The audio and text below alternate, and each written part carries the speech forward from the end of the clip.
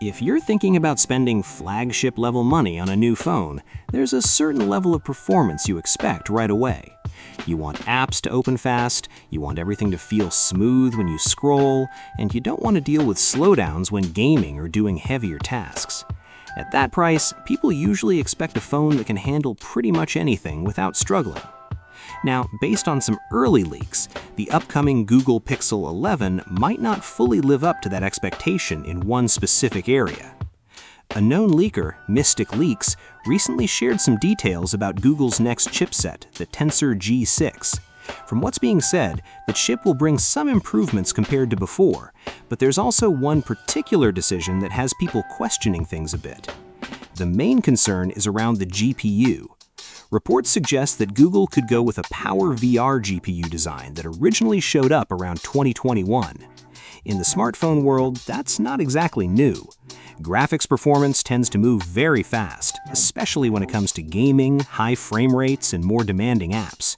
So using something based on an older design naturally raises some doubts. This kind of situation isn't completely new either. We've seen similar patterns with earlier Pixel devices like the Google Pixel 10. Those phones were generally smooth and reliable for everyday use, but when it came to gaming or graphics-heavy tasks, they often didn't match up with other flagship phones in the same price range. Google's approach has been a bit different compared to other brands. Instead of focusing heavily on raw graphics power, they've put more attention into AI features. A lot of this is powered by tools like Google Gemini, which handles things like voice recognition, image editing, smart suggestions, and real-time processing. In those areas, Pixel phones have been very strong and competitive. But the thing is, when people are paying flagship prices, they usually expect a complete package.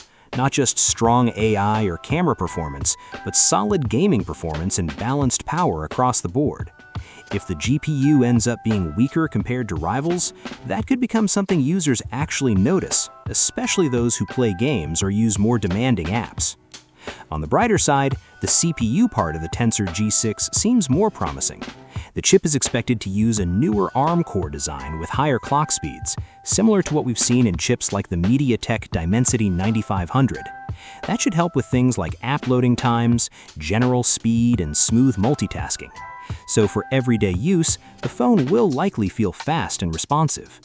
So when you look at the overall picture, the Google Pixel 11 will probably deliver good general performance for most tasks.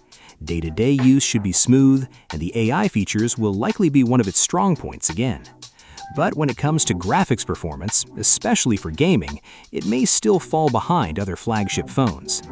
At the end of the day, it really depends on what matters most to you. If you care more about camera quality, clean software, and useful AI features, the Pixel 11 could still be a solid choice. But if you're someone who wants top-level performance in every area, especially gaming, then this might not be the best option for you. Everything will become clearer as we get closer to the official launch, which is expected around August 2026. But until then, do consider subscribing to the channel for daily tech updates, and don't forget to turn on post notifications, and I'll see you guys on the next one.